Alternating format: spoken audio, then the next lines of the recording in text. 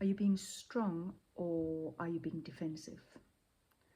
Are you being strong or are you just pushing really hard with loads of effort? What's the truth of it and why does it matter? If you are strong in one form only, then you'll be constantly pushing into one direction, having yourself in a state of adaptation at all times, which means that eventually there'll be nowhere else to go. There'll be no slack left. Why this matters right now is because we are living in challenging times.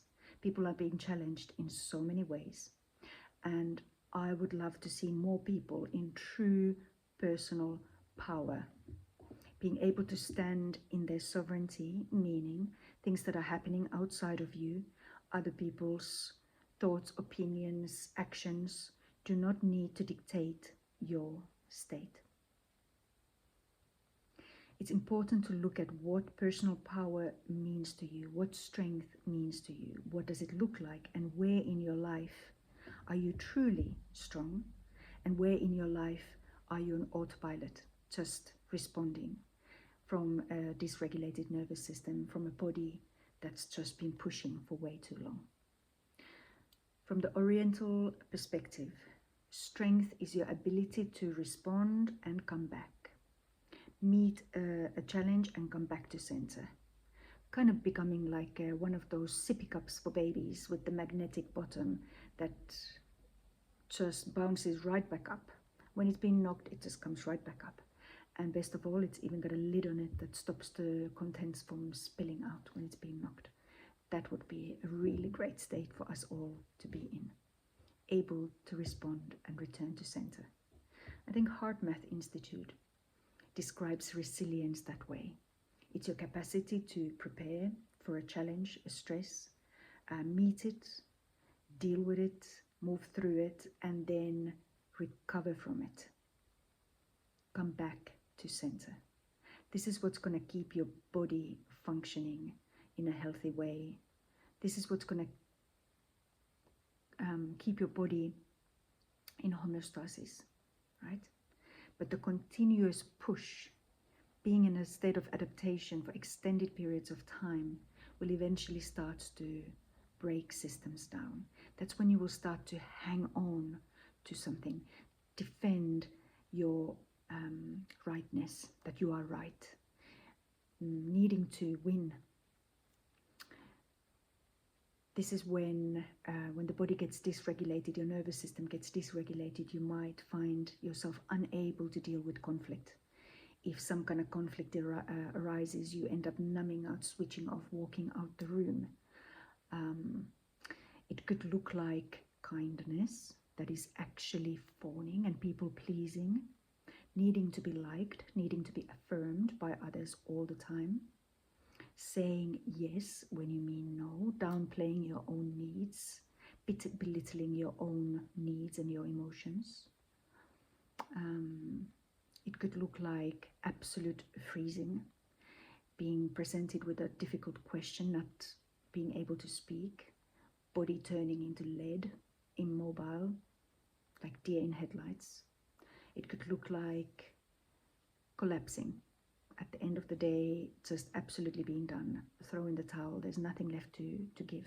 Completely driving yourself to that point frequently and repeatedly where there is nothing left to give. Ultimately, this could result in a big burnout, which is not so simple as to sleep it off and get up again the next day, right? All of these things, does anything resonate? Do you recognize yourself anywhere there?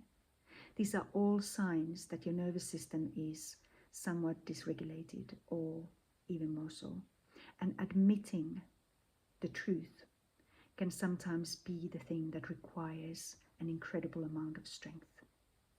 Admitting that no, I don't feel as good as it looks on the outside. No, I don't feel as good as everybody around me believes. I work in health and wellness. For living, I help other people feel better. You know how hard it was for me to admit some years ago that I was on my knees, falling apart? That took a lot of strength. Strength comes in many forms. Sometimes it looks like forgiveness. Sometimes it looks like creating distance between you and another person. Sometimes it looks like a yes, sometimes it looks like a no. Sometimes it looks really loud when something needs to land, penetrate. We can build with our strength and we can tear down with our strength. Both are at times necessary. Being able to meet the situation, being able to meet the demand, being able to respond to whatever is needed, and then come back to center and respond from that place of calm, collected, authentic center is the key. Let's do a little body scan right now just to see what's going on for you in this very moment. How is your jaw? How are your shoulders? Are they in your ears or nice and relaxed? What about your hands? Do you notice clenching, or are your hands relaxed? Your buttocks, your legs? What's going on? Are you watching this to distract yourself because you're scrolling and distracting, or are you actually settled and wanting to have your thoughts stimulated and triggered around this topic? Pay attention to what you feel in the body. This is the first step. Maybe you want to even set some kind of alarm, a reminder to go off at random times during the day that just says, hey, how are you feeling? And then you just notice what's clenching, what's bracing, what am I defending against? Am I relaxed? Am I at ease? Am I feeling centered? Just start to notice your patterns and get real about how much time you spend in a defensive mode and how much time you spend feeling grounded and relaxed and ready.